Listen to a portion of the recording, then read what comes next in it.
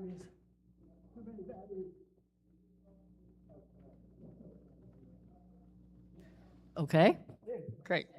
Welcome to the Unitarian Universalists of Southold. Whoever you are, wherever you come from, whoever you love, we welcome you. Today we are gathering on the traditional lands of the Hamahashtuck Nation. My name is Susie Young, and I am the mother of Chris Young, and I'm a member of this congregation. We're glad to see you, whether you're visiting for the first time or come often. If you're not on our mailing list or email list, please sign our guest book on the high desk behind me by the hallway. You will receive the Free Spirit Monthly, our newsletter, and hear about upcoming events. Please like us on our Facebook page and stream on our YouTube channel. We stream our services on the YouTube, where you can find past services also. The entry hall has lots of information about our congregation, events, and sign-up sheets for various volunteer activities, committees, and events, all open for both members and non-members. And please stay after the service for coffee, refreshments, and lively conversation. And on the back of your order of service are announcements of upcoming events. And are there any other announcements?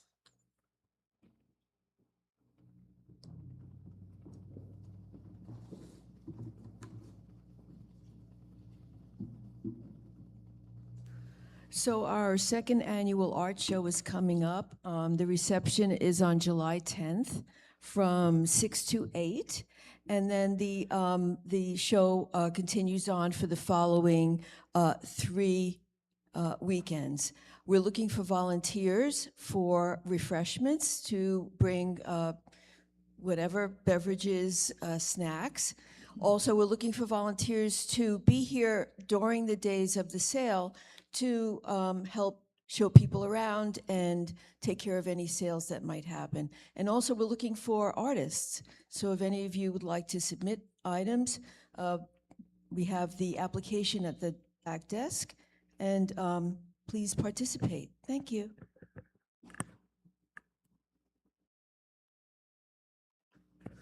Hi. You can't believe how wonderful the Pride Parade was on Saturday, and most of you missed it, but Mark Sisson did not, and he did a huge amount of hauling of a tent and everything else for it. It was wonderful. This next Saturday is the July 4th parade in Southold, and it's going to be huge. And you are all invited to walk with us. If you have a colonial outfit, or you're one of the few that Virginia can dress in a colonial outfit, then you'll have the opportunity to ride in the hay wagon, the Krupski hay wagon. Otherwise, we will be walking alongside, and Lynn Summers, who's organized this, has ordered a couple of hundred little constitutions to hand out. So just you dress in red, white, and blue, and you could walk along. Thanks. Speak to me about it so we can plan. Oh, I'm back finally after my hiatal hernia that took 6 weeks, 7 weeks to heal. The operation is a success, but believe me, the aftercare is tough. I lost 15 pounds. You have to eat special things and little tiny portions, but I'm so happy. This is my first time out and about. So it's really great to see everybody. Everybody looks so healthy, and thank you very much for your cards and your good wishes. So thank you very much. I would like to apologize for those of you who are going to Zoom in to the board meeting. This past Wednesday was canceled. We will schedule a new one, and the link will be sent out as soon as possible.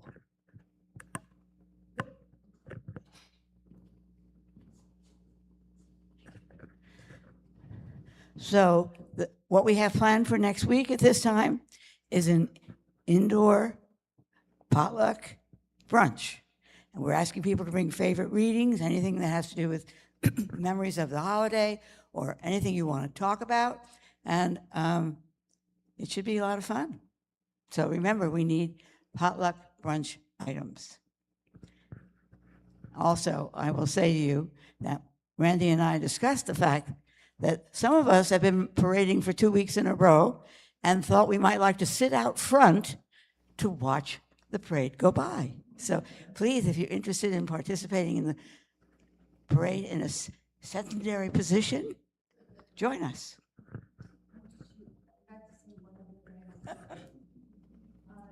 Have a tenant in the cottage for 3 weeks. That's that little gray building over there. So that's their private space. I warned them I'll be going around weeding occasionally, but otherwise, just wanted to give you a heads up. Sorry. That's right. I have one more. As many of you probably noticed, the sign out front still says First Universalist Church of Southold. That was there when the church burned, so now we're going to get a new sign. There is a whiteboard in the entrance hall that has some options for lettering, for font, for text, and things like that. Take a look at them because we were able to get a relatively inexpensive quote for a new sign. And it's been almost 2 years, so it's probably a good idea if we get a sign. So take a look so we can move forward on that. Now is the time to greet your neighbor.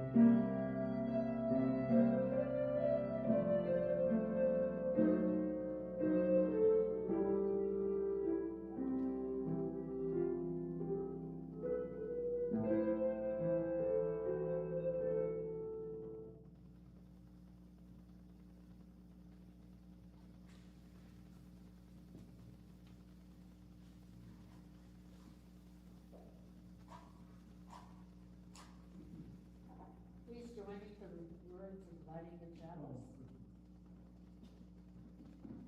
At times our own light goes out, and it is rekindled by a spark from another person. Each of us has cause to think with deep gratitude of those who have lighted the flame within us.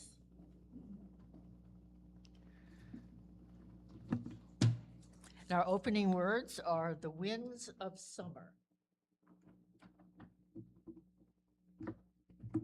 You and I and all of us blew about with the winds of summer, following the sun in different ways of freedom and play, finding rest in the cool stillness of the shadows, and moving to the slow heart-struck rhythms which turned the long hours of summer light. Now it is time for gathering in. We come together at this time and at this place on the bridge of autumn. Summer is fading backward into memory, and winter waits in snowy brilliance. We meet with eagerness and delight, needing one another for sharing. We have joys and sorrows and hopes to share, questions, things we care about and want to help make better, things that we would like to understand, ideas waiting to be heard. Today we are together in gladness, once more the special community that we call our church. A community of all ages that sings its songs, tells its thoughts, asks its questions, and searches together with courage and with love.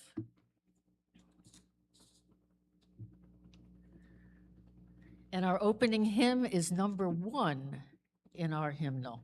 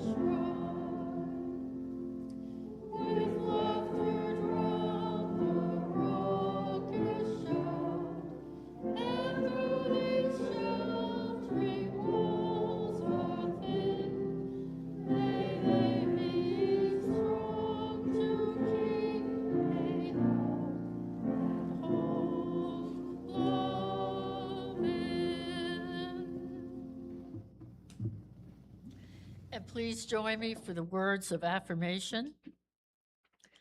Love is the spirit of this congregation, and service its law. This is our great covenant, to dwell together in peace, to seek the truth and love, and to help one another.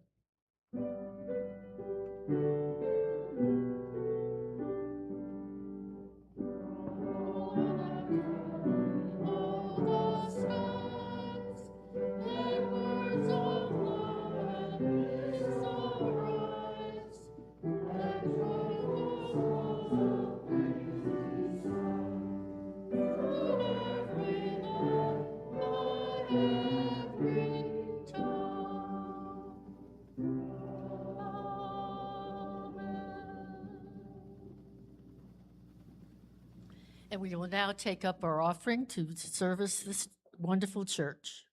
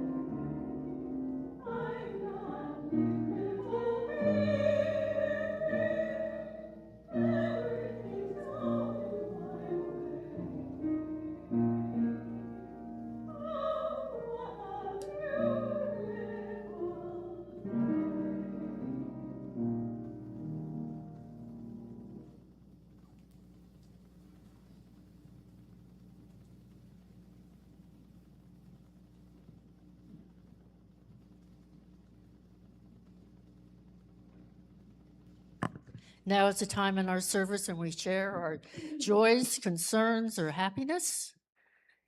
And if you'd like to come up and put a pebble in the water, but if you don't want to share your sorrow, you may just do it in silence. I'd like to drop a stone of concern for the people of Venezuela. My family was spared, thank goodness. But things are tough there.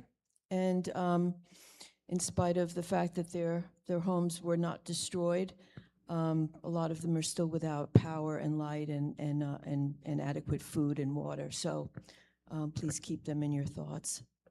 Thousands of people are still not accounted for.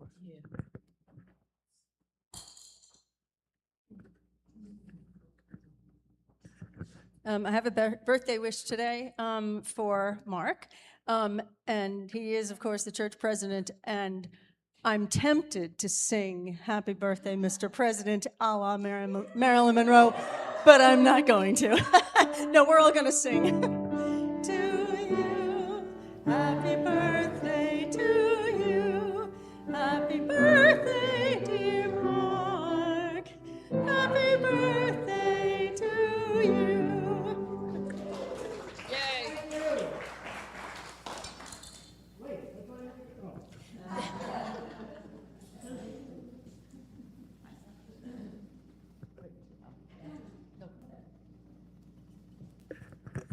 Well, I just want to tell you how wonderfully joyful it was to be a part of the Pride Parade.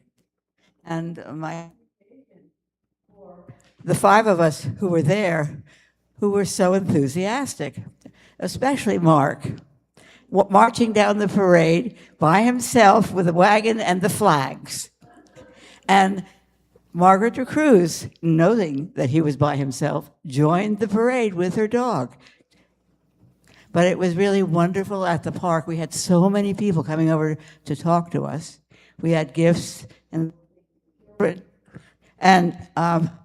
families came over, building, and a lot of people gave their emails. We keep hoping something will come of it. But 10 new emails. But the wonderful thing, happy we all were, and phenomenal.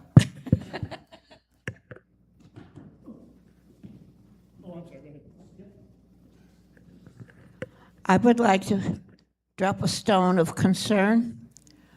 My youngest son had a heart attack Tuesday night, but luckily his son was there and called 911, and they got him to the hospital. This is in Vermont. And the irony is, he's the same age as my son Stephen, who died of a heart attack. And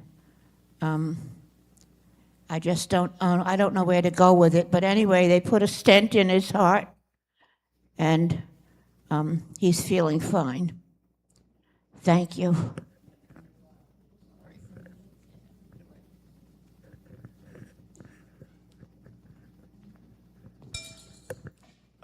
This is following up a little bit on the Pride Parade. Thank you, Susan, for allowing us to draw with chalk all over your car. Anybody else? I'd like to just do one that my sister is here from England and in her 2 houses in Southold. Let us remember there are always joys and sorrows that go unspoken for many reasons, but we are not alone as we hold one another in our hearts.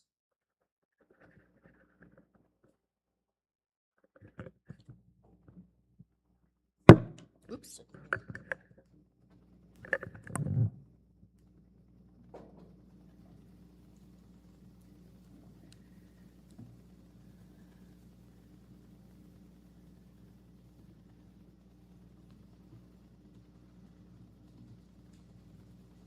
You doing music? No?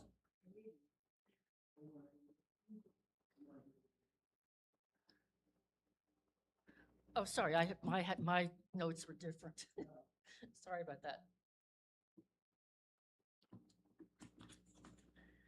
These are words of Nelson Mandela. It is not diversity which divides us. It is not our ethnicity or religion or culture that divides us. Since we have achieved our freedom, there can only be our division amongst youth, between those who cherish democracy and those who do not. We will now have a responsive reading in the back of your hymnal, number 490.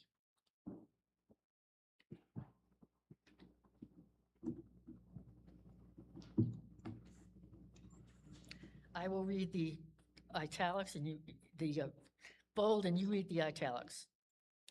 You do not have to be good.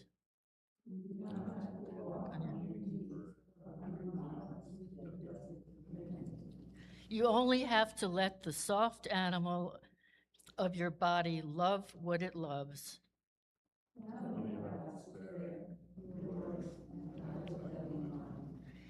Meanwhile, the world goes on.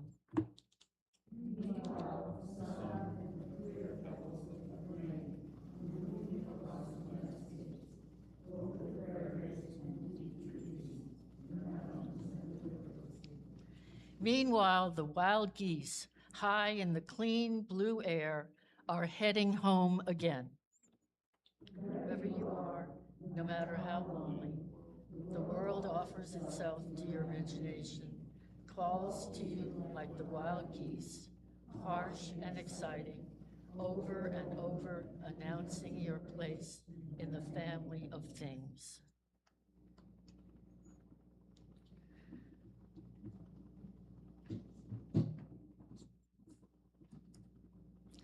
And now my son, Chris Young.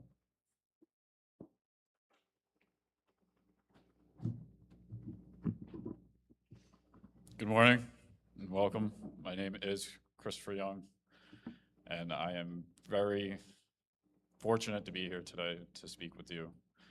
I'm very proud to be here today to speak with you. I was raised in this church, and it definitely helped me grow into the man I am today. Now, I've just recently returned on a trip to Africa that I have to first thank my aunt, Lista Cannon, for making that happen. And this is a trip that definitely changed my entire world. Trip of a lifetime was used quite often, and that is an understatement. Now, Rwanda, it's quite the nation. Rwanda, if you see here, this is just to kind of give you a little idea of what it's like to be in this city. This city is incredibly clean. The entire nation is clean. Plastics are not allowed. It's just a really different way of living. But the main thing is there's rushing about, but nobody's in a rush. And everything kind of flows. And they do know that they are living together in lands. And, you know, we live in a world, a Western world, and dominance of really now what I've realized it's the oceans. And it's the ability to transportate items and goods throughout our world. And so if you are connected to this ocean, it gives you great vast resources. So this nation, Rwanda, is landlocked. So therefore, it does not have the ability to have its resources thrown about throughout the world. But what it does have, it has the gorilla. The gorilla is its main resource. And they have taken that upon themselves and upon their responsibility. And they share that throughout the world. And when you come to visit them, you really do see the joy of what they have, of what their resource is, of what the gorilla is. Now, tragedy strikes this nation. I pause here. This is the symbol, if you will, for the Holocaust Museum. So in 1994, tragedy does hit Rwanda. And they're not sure the numbers, but it's 800,000 people to 1 million people die in 100 days. And it is your next door neighbor killing you. You know, it was the Hutus and the Tutsis. Pardon me if I mispronounce anything. But the Houthis were basically conspiring for over a generation that the Tutsis were bad and that they are taking over our country. They are immigrants. They are no good. We have to get rid of them. But it was all in this quiet, and hush. And they're waiting for the event. And what the event was an assassination. So 2 leaders are assassinated, and now this is time, let's go. And we've all been waiting for it. And they all go out and they do just that, and they start murdering, because the only way to get rid of it is to actually extinguish. And it's crazy how peaceful it is right here in front of us, and it's just because we are nonviolent to each other. And, you know, the day before April 6, 1994, April 5th, it was the same as today as you look out. It was nonviolent, and people were able to breathe. But on April 6th, all of that changed, and all of that was never again. And meanwhile, your neighbor came with you with the machete to take your life. You know, and that really brings you to the severity of how fragile our world is. And when you do have a beautiful day in front of you, how actually privileged you are. You know, it's very easy to take for granted the small things. And I did notice that the nation of Rwanda does not take for granted the small things. And the great things that they do now have today are these great, magnificent animals of these gorillas. Now, this is just a small. When I stopped in the Holocaust Museum and found this picture, it really brought home the severity of what's going on here. Now, this is David Igniez. Favorite sport, football. You know, enjoyed making people laugh. His dream, becoming a doctor. Last word, Unimar will come for us. Cause of death, tortured to death. But you know, but of why? And what was the benefit of all of that? And for, you know, of all these countless killings that go on from day to day throughout all of our societies, you know, you always ask yourself, but for what? You know, his life was extinguished, and for me, I find for a very good cause. The cause is that none of this is necessary. That, you know, we need to come together, we need to love our neighbors, and if we do love our neighbor, you know, day to day is that much easier. And now, a person that really was very fond and kind to all of her neighbors was Dian Fossey. And, you know, and Dian Fossey, she came to the great nation of Rwanda in the late 70s, you know, and she's a researcher out of the United States. And, you know, they called her the crazy lady. But she is who really gave the Western world the realization that the gorilla is there, and that, you know, it goes through just the resource again of what the gorilla is. So she really, through this great nation, you know, and you really get the great people, the smiles, and, you know, the genuinity of these people. I mean, I stop at this. So on our way to the resort, you know, you're seeing these villagers. And these, again, they have nothing, but they just have their own drive.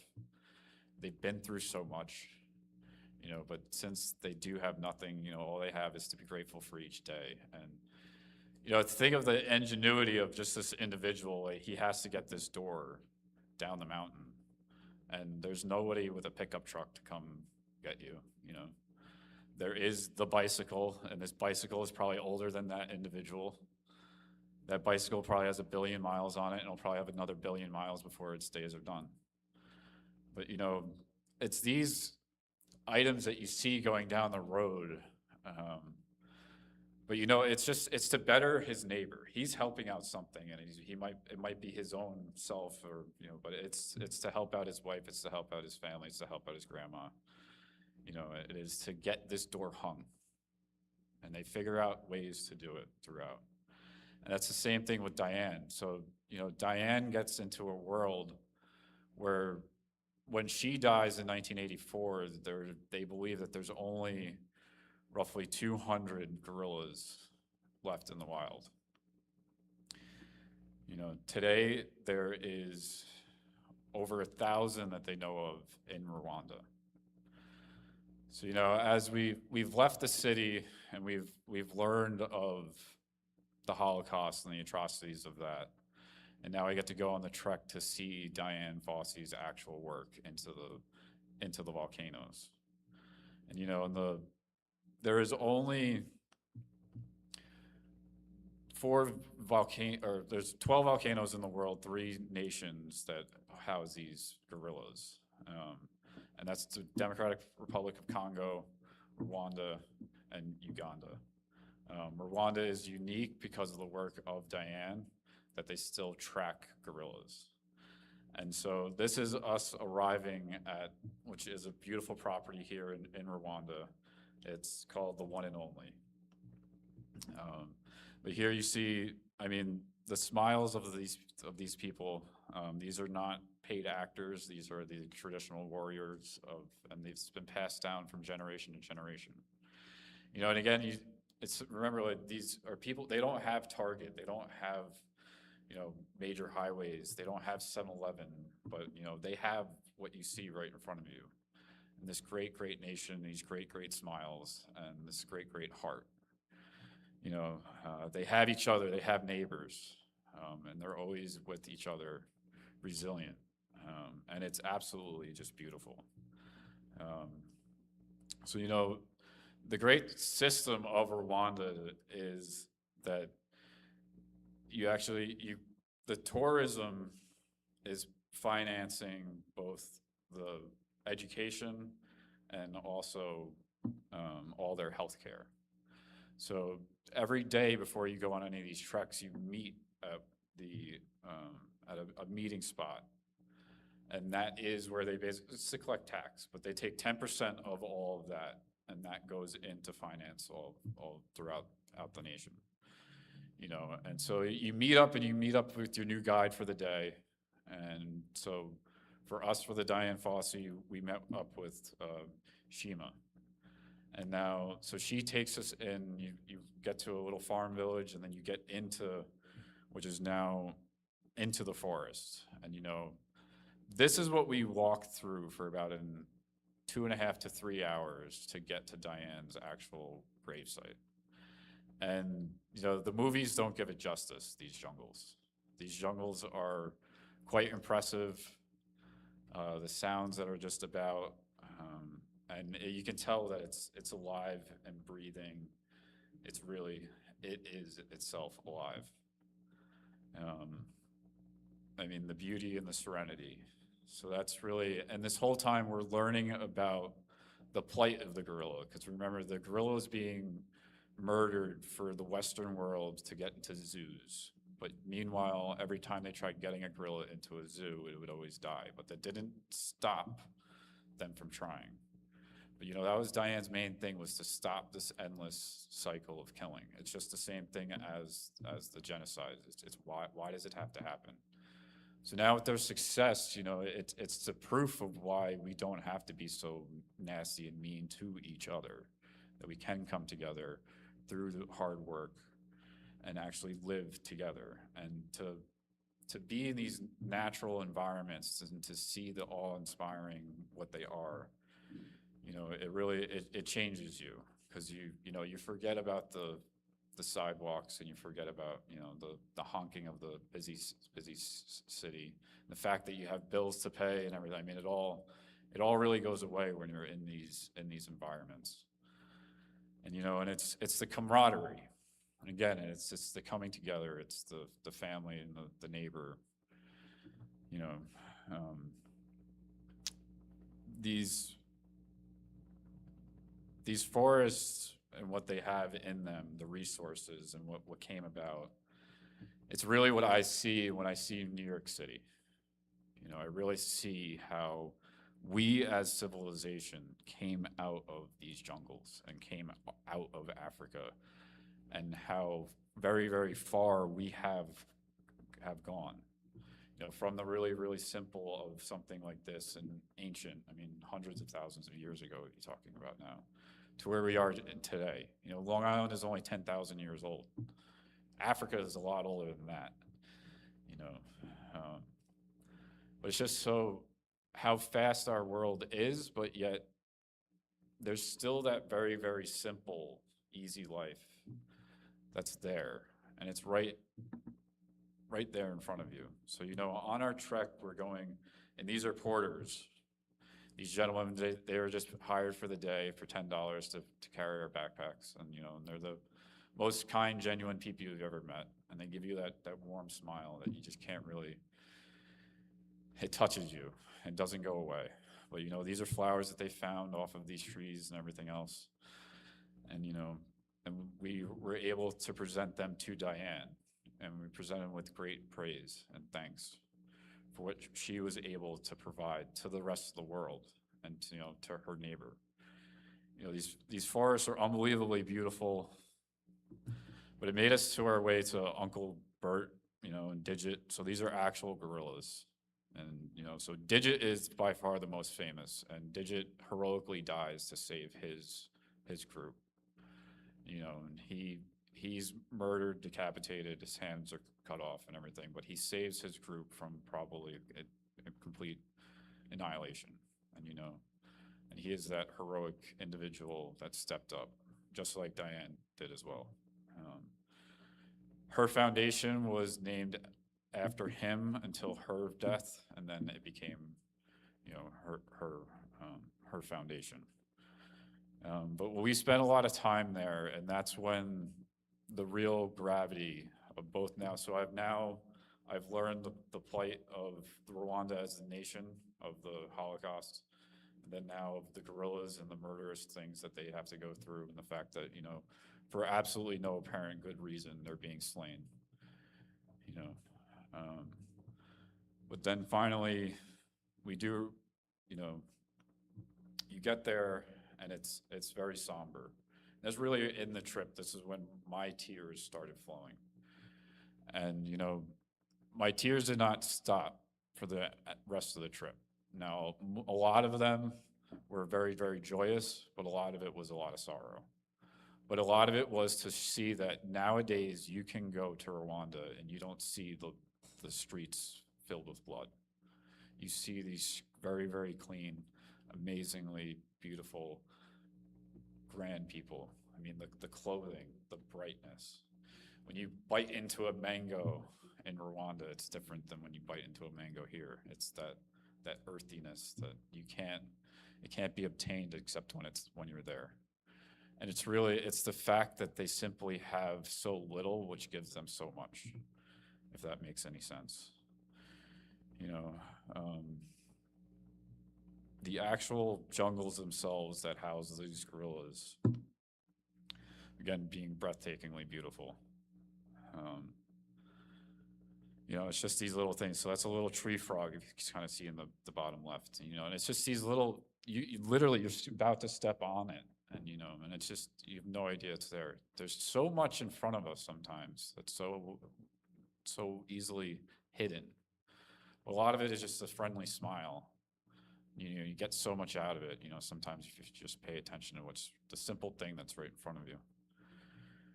You know, again, the whole forest itself, you can really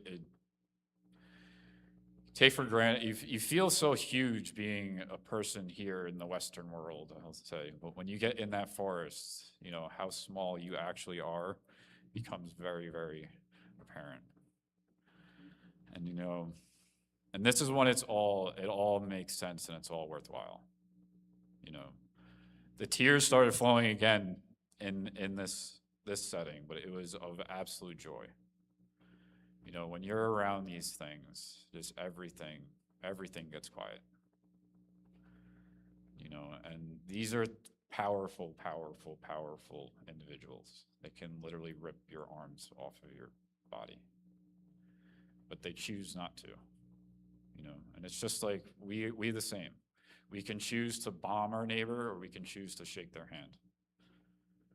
You know, and that's really what I learned throughout the entire trip is you know, how fragile our world is, but you know, how kind we can be to each other, how joyous we can be, how, you know, thankful we can be just to have, you know, each day that we have. So that is the actual leader of the gorillas group that we saw. I forget his name at this point. Again, I don't want to take too much time here. You know, these individuals, as the gorilla, you see a lot of the humanity in them. You know, they really, you know, it just makes you laugh. And, you know, it makes being a kid, but it remembers you from being a kid to, you know, what it's like to become an adult, to what it was like to, you know, to have grandma on your side. So that's what I really, really got from my trip to Africa, is the importance of women, the importance of women in our society that makes us whole. That, you know, I'm very, very fortunate for the women that are in my life. I feel that the Western world tries to pride men as the dominant factor, but yet, you know, we might help build the city, but the home is built with women. But it takes both of us to come together to create these beautiful things. You know, I'm very, very fortunate for my grandmother, you know, Angelica. I did not meet my other grandmother on my father's side, but I know, you know, through my father and through his kind actions, I do know her. You know, and we all just, you know, need to come together and just to pause and listen. You know, when grandmother tells you something, you listen to that. You know, mom is the authority, but then whoop, grandma just said something. And, you know, and that really, it did change after being in Rwanda. And, you know, and it was being in the women's center. You know, I'll end the gorillas picking his nose there, but you know, This is them in the Women's Center. So what you'll see, like these sticks were made there, any of the little trinkets that you're trying to get bought as you're, that's from these women here, these hands. But this is where I saw, I saw our society come through this setting, through these women and through this, just this kindness. And, and I was asking them, like, how old is this song? And I have no idea, has it ever been written down? Like, that's when I was like, this song is older than England. And here they are, they want everything that we have, but yet everything that we have came from them. Came from these people that literally have nothing. But still to this day, you can really go back and you can see our history if you go back and you visit the nation of Rwanda. I mean, it is astounding, this place and these women, and how it all does bring us together. You really, what I'd like to just to close with is that, just be kind to your neighbor. And really what I saw, I mean, when you greet somebody there, they genuinely want to know, how are you? And that's the truth. And they always have the time for that. We're in such a fast life and such a fast pace, but yet we have so much to be grateful for. I am so grateful for my neighbors, and I'm so grateful that I have this town, that I have this life. I have a very, very blessed life. And that's really what I want to say, that the title of this topic, or of this, this is as we were leaving. But, my title for this is simply Blessed Life. And here in this nation that has literally absolutely nothing, and that's as we were driving by it. Because they looked at me as a celebrity in this safari vehicle, and I'm no celebrity. They are the celebrities. And to anybody that ever wants to, or is worried about going to Africa, I would highly recommend it. Go to Rwanda, go change your life. And it's a wonderful, wonderful, wonderful experience. And it's our world is so, so, so big, and we are so, so, so small. But I thank you all for the time.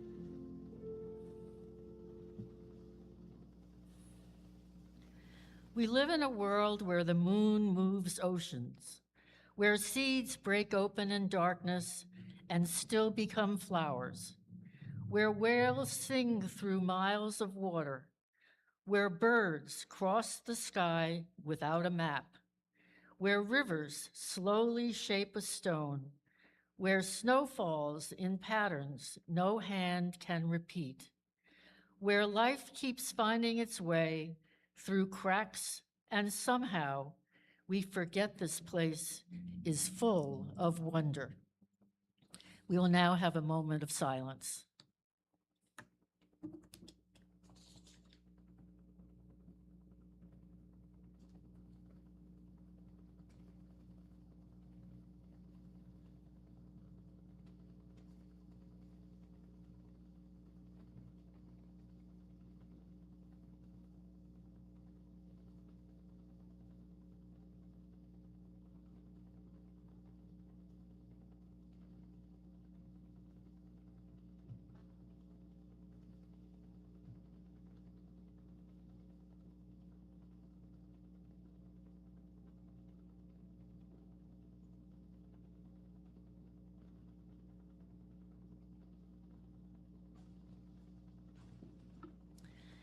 And our closing hymn is Spirit of Life, which we will sing twice.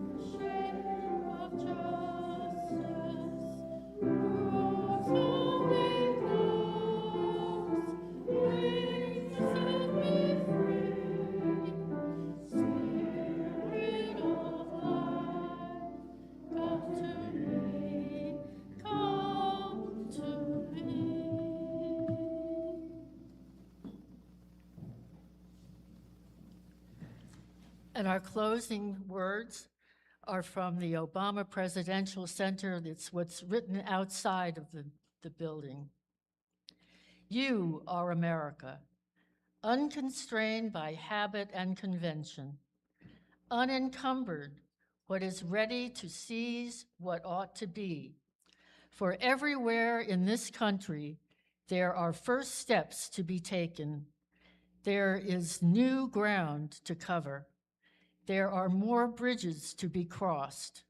America is not the project of any one person. The single most powerful word in our democracy is the word we. We, the people, we shall overcome. Yes, we can. That word is owned by no one. It belongs to everyone. Oh, what a glorious task we are given to continually try to improve this great nation of ours. Unquote. We will now extinguish the chalice. Please join me in the words. We extinguish this flame, not love of truth, the warmth of community, or the fire of commitment. These we carry in our hearts until we are together again.